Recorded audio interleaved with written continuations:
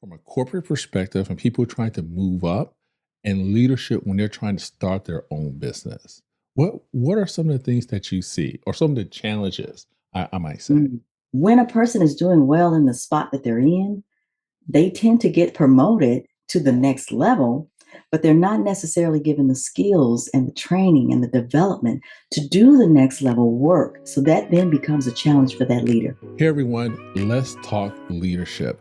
And to do that today on the conversation, I'm going to be talking to a powerhouse when it comes to leadership, growth, and transformation. I'm talking about none other than Dr. Carleta Alston.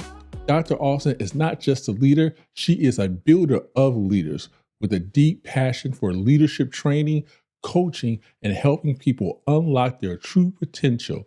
She's not just making major moves, y'all, in both the corporate world, but she's also doing that in the entrepreneurial spaces as well. So I need you to get ready.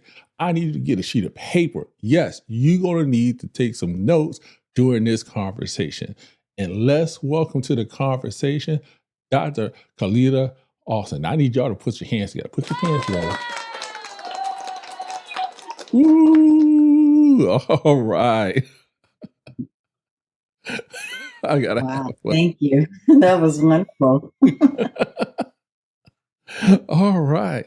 Hey, thanks for coming on to the conversation. This is a very, very, to me, it's one of those subjects that I think people don't take into consideration when you're trying to start a business, Mhm. um, when you're in corporate America and you're trying to actually, you want that supervisory role and you want to go to that next level, or you may be a manager saying, hey, I want to be a director, or you may be a director and say, I want that C-suite.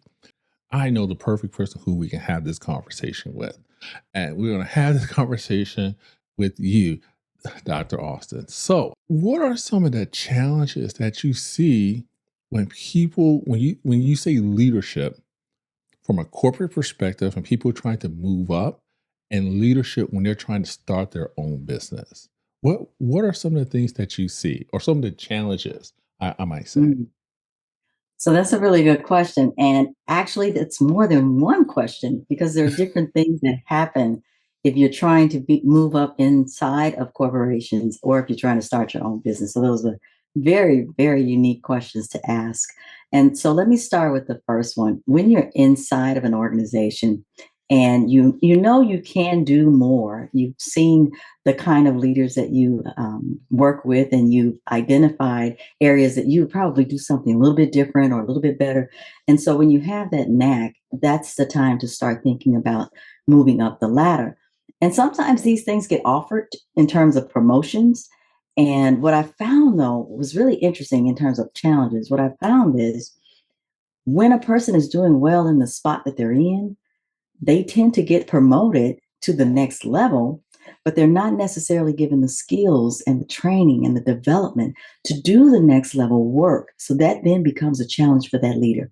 So if they're a manager trying to move up to a senior leadership role and they have not been prepared for that, they have not been groomed, they have not been given the developmental training for that, they tend to suffer a little bit in their roles, figuring it out as they go along, and that takes Hmm. away from the time that they can do more in terms of building that organization up. Now, do you find that some people I call it getting comfortable, you know, they hit that comfortable plateau, Mhm, that job description comes up, oh, they're looking for a manager, but I'm comfortable.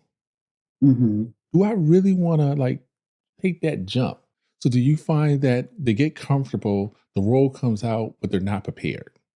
This is a really interesting question because what I want to draw on is the idea of a culture, the organizational culture. Okay. If the organization has a culture where they're preparing people for growth and they Hmm. do hire from within, then that question is not necessarily the challenge because they know that there's an opportunity ahead and they can prepare for it. But if the organization does not have that culture and they feel comfortable in their space, then they're likely not to try to go a little bit beyond where they are and stay in that zone where I like things the way they are. I don't like change. I want to keep it the way I know and I can expect the outcomes. And that's Okay. where we do get comfortable. Okay. Now, what about now? I've seen cultures where corporate cultures where they may have a coaching class of how to coach up, Hmm. but Hmm. it's up to you for you to sign up for it. So your manager is not recommending it, Hmm. but the organization is offering it Hmm. as a, hey, it's up for you for self-development. It's up for you if you want that self-development or not. Hmm. Do you encourage people that they should always be trying to seek self-development? The manager may not be saying, hey, you want to grow, because again, most of the time now in what I call this new age of I need a body to do the work because I don't want to train anyone to do my job, but I need a body to do this other work. That you have to sort of kind of motivate yourself to get that extra training, or to you have to have some self motivation. Do you see that with some of the Absolutely. people that you might counsel, or when you go into these leadership conferences? Hmm. I do find that people who are um, desiring some kind of Okay. change in their lives, they may want to move up, but Mhm. they're afraid. They're afraid to step into that Ah, role.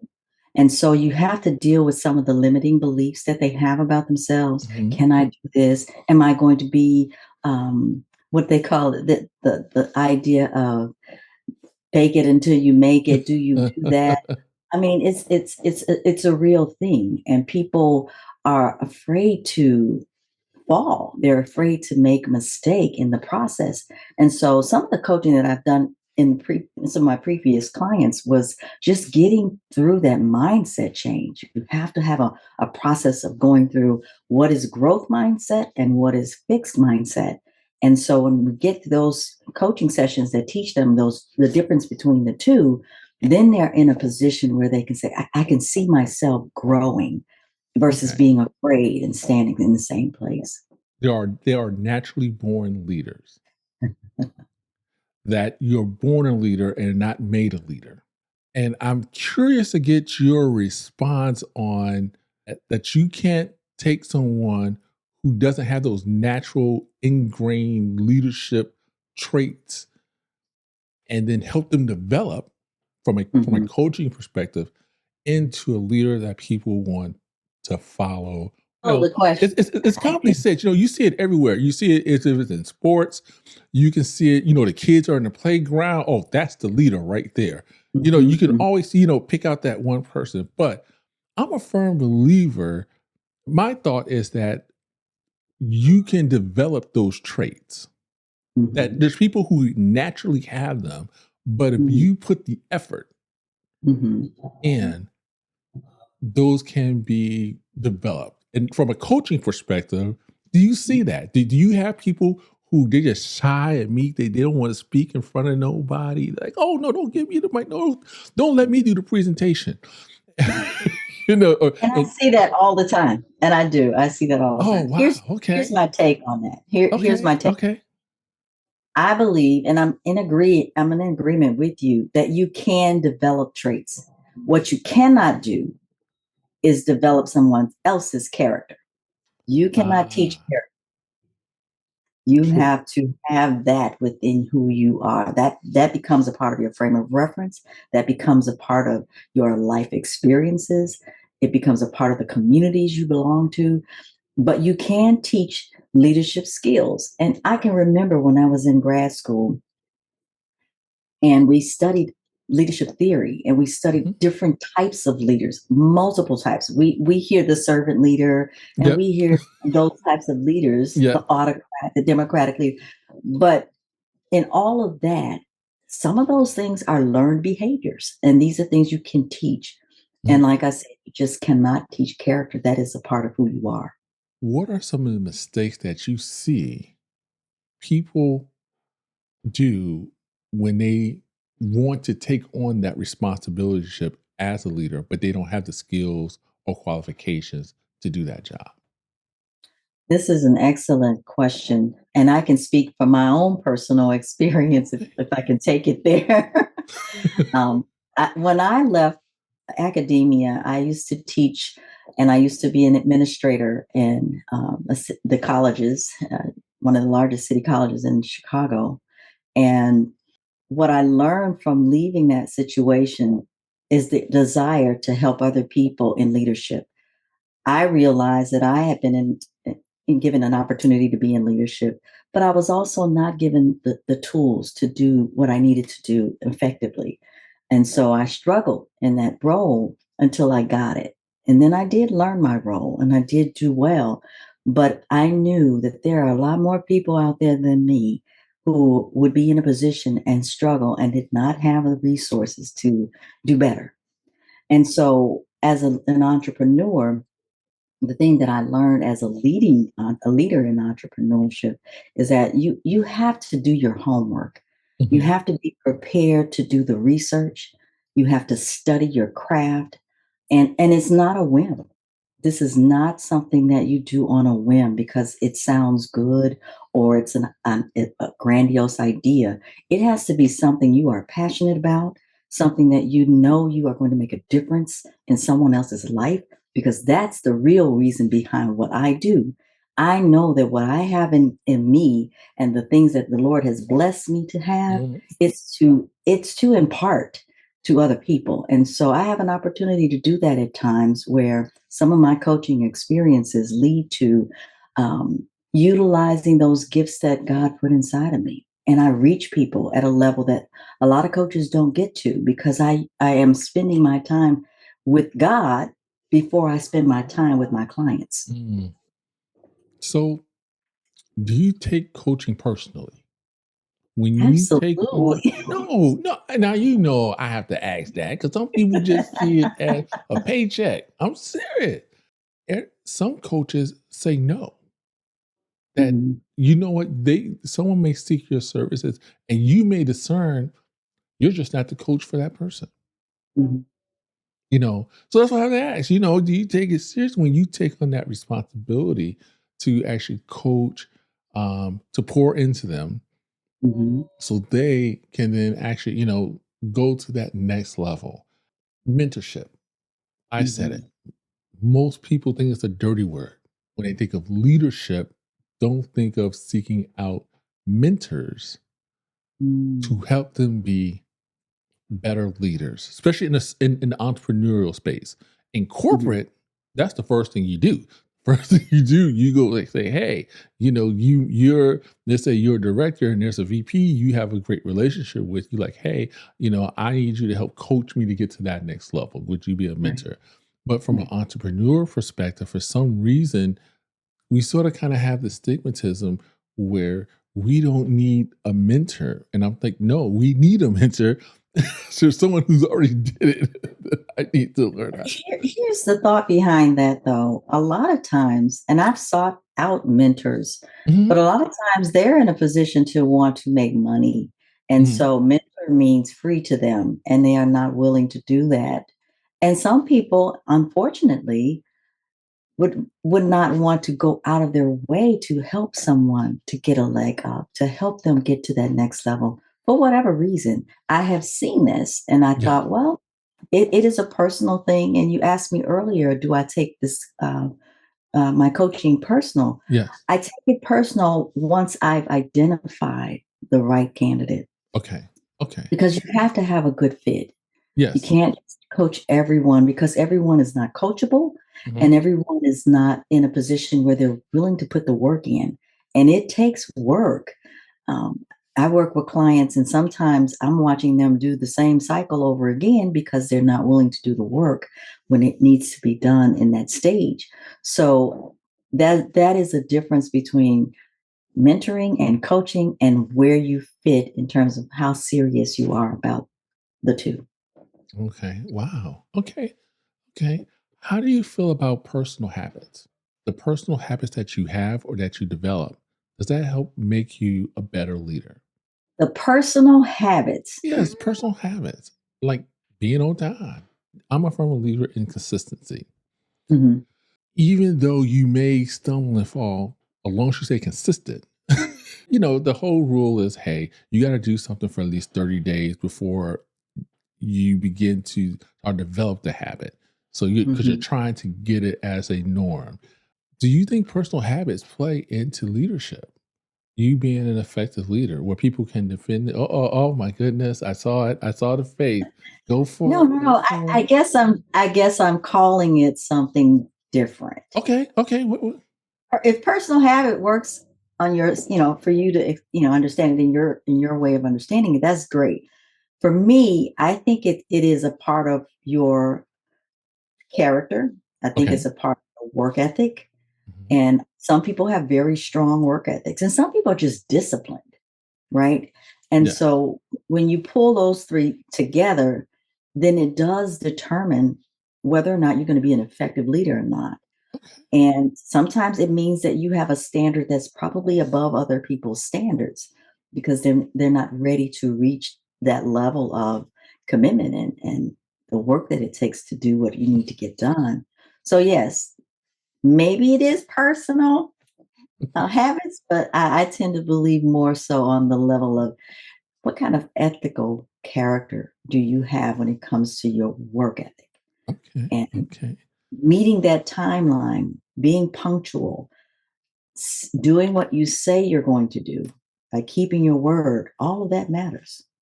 Mm.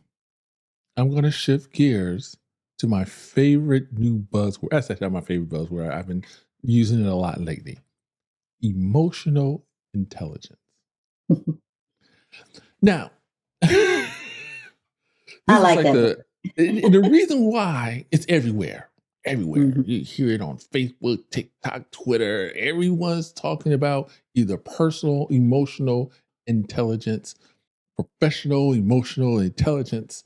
So I would love to hear your definition of what does that mean when it comes to leadership and having emotional intelligence. And it may be slight first. I'm really curious to hear your thought on it.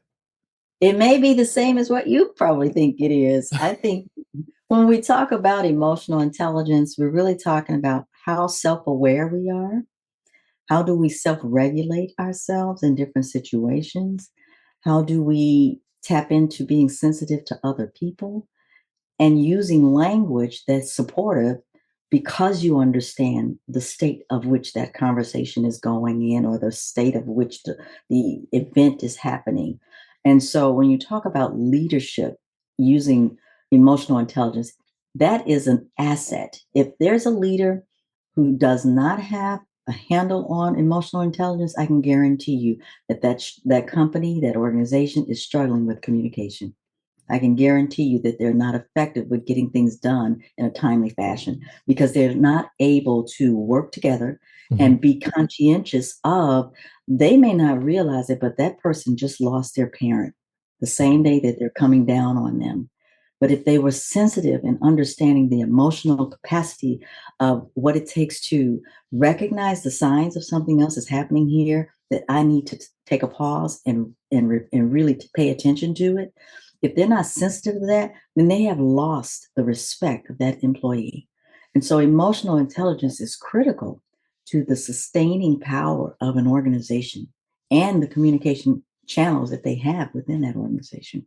I believe the one thing that a lot of professionals or even entrepreneurs I think sometimes forget is having that level of awareness. And I call it reading the room and then Yeah. understanding how to interpret that.